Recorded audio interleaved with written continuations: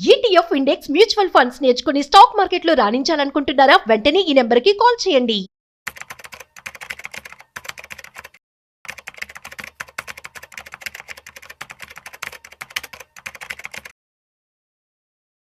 Hello నమస్తే, welcome to Suman TV. ప్రస్తుతం మనతో పాటు certified qualified finance professional Rajeshwar Reddy గారు ఉన్నారు.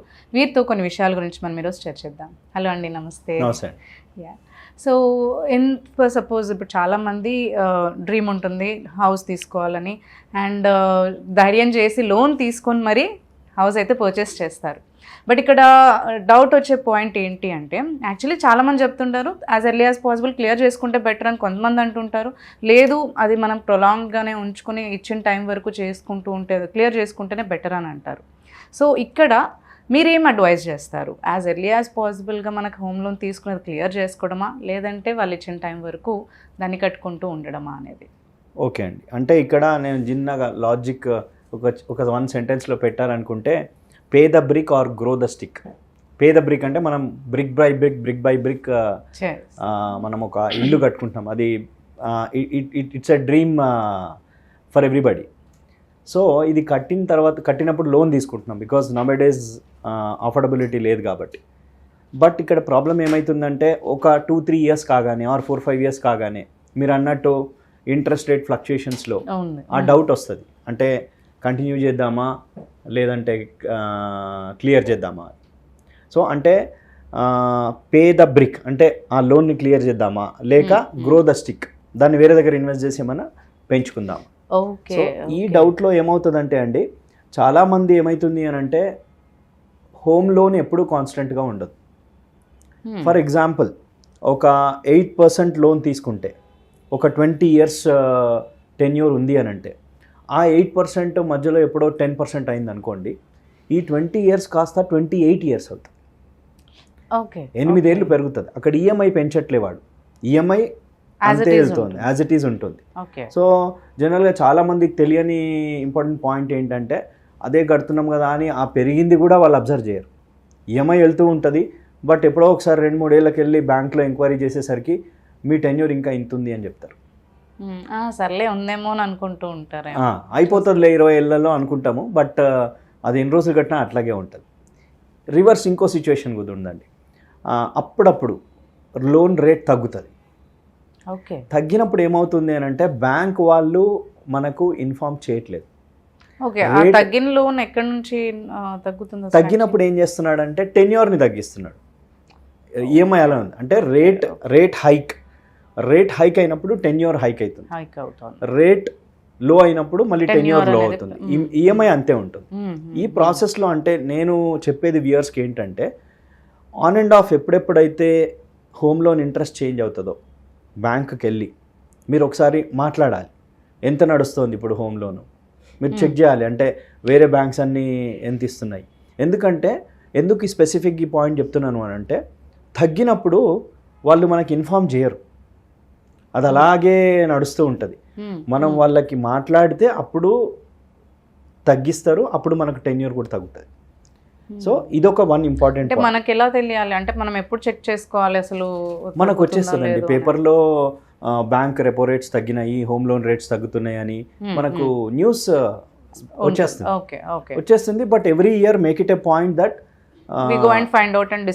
వాళ్ళతో మాట్లాడి తగ్గిందా పెరిగిందా, ఎంత నడుస్తుంది, ఎంత టెన్యూర్ ఉంది. ఎందుకంటే జనరల్గా they ignore it. EMI cut అవుతుందని చెప్పేసి వాళ్ళు వదిలేస్తారు. ఫస్ట్ ఆఫ్ ఆల్ క్లియర్ చేయక ముందు, మీరు అడిగిన క్వశ్చన్ క్లియర్ చేయాలా వద్దా అనే ముందు ఇది ట్రాకింగ్ చేసుకోవడం ఇంపార్టెంట్ అండి.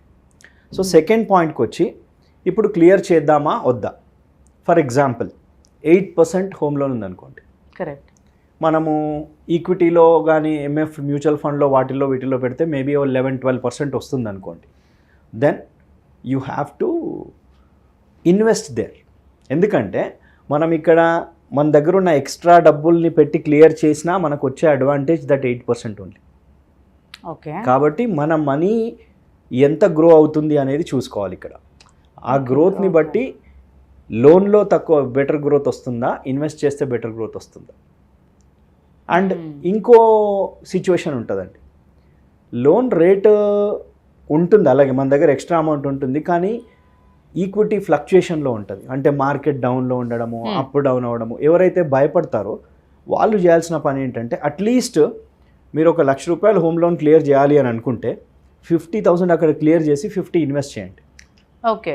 దాంతో ఏంటనంటే మనకు అర్థమవుతుంది, మేబీ ఒక 3-4 ఇయర్స్లో చూసేసరికి ఈ 50 వల్ల నాకేం అడ్వాంటేజ్ వచ్చింది, ఈ 50 వల్ల ఏం అడ్వాంటేజ్ వచ్చింది. దానివల్ల you will take a better decision. అంటే నెక్స్ట్ టైం మళ్ళీ 1 lakh ఉన్నప్పుడు మొత్తం క్లియర్ చేయాలా లేక మొత్తం ఇన్వెస్ట్ చేయాలా, 50-50 చేయాలా అనేది క్లారిటీ వస్తుంది. ఇలాగా ఆ రేటు ఫ్లక్చుయేషన్ని బట్టి మనము ఆ డెసిషన్ తీసుకోవాలండి. ఓవరాల్గా అయితే మనకు ఎప్పుడైతే 8% to 9% మధ్యలో ఉంటుందో అప్పుడు 100% మీరు ఇన్వెస్ట్ చేయడమే కరెక్ట్. ఎందుకనంటే ఈ లాంగ్ టర్మ్లో మనకు కాంపౌండింగ్ ఎఫెక్ట్లో అక్కడ ఎక్కువ గ్రో అవుతుంది. ఇంకా బెస్ట్ సజెషన్ ఏంటంటే, మనం ఎప్పుడైతే హోమ్ లోన్ స్టార్ట్ చేస్తాం అప్పుడే ఒక గోల్ సెట్ చేసుకోవాలి. సపోజ్ ఒక 20 ఏళ్ళ హోమ్ లోన్ ఉంది, 10th ఇయర్ వరకు ఎంత అవుట్ స్టాండింగ్ ఉంటుంది ఆ లోన్లో. సపోజ్ నేను రెగ్యులర్గా ఈఎంఐ కట్టుకుంటూ వెళ్తున్నాను, ఎంత అవుట్ స్టాండింగ్ ఉంటుంది అది ఒక టార్గెట్ ఫిగర్ పెట్టుకొని దాన్ని మనం 10 ఇయర్స్కి ఈక్విటీలో ఇన్వెస్ట్ చేస్తూ వెళ్తే ఎంత ఇన్వెస్ట్ చేయాలి ఆ అమౌంట్ని మనం పక్కకు పెట్టుకోవాలి. రఫ్ ఫిగర్ చెప్తున్నానండి, ₹100 మనం కడుతూ ఉంటే ఈఎంఐకి ₹25 మనము ఈ పక్కన పెట్టాలి to clear home loan in 10th year. Okay. Rough లెక్క కొంచెం 22, ఒకరికి 22 కావచ్చు, ఒక 26 కావచ్చు, యావరేజ్గా ₹25. అంటే ఫస్ట్ ఆఫ్ ఆల్ మనము హోమ్ లోను క్లియర్ చేయాలా వద్దా, తీసుకోవాలా వద్దా, ఇవన్నీ డెసిషన్స్ తీసుకునే ముందు మీ దగ్గర ₹100 ఈఎంఐ కెపాసిటీ ఉంటే అది 125 ఉన్న రోజే హోమ్ లోన్ తీసుకోండి.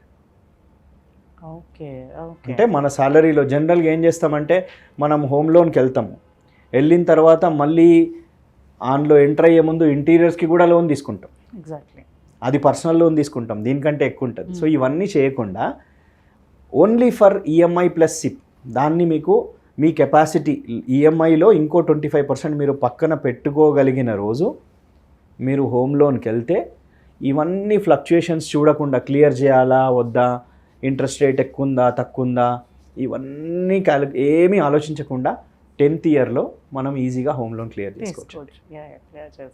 This is the major advantage of planning early. Thank you so much for giving all the information. Yeah, thank you.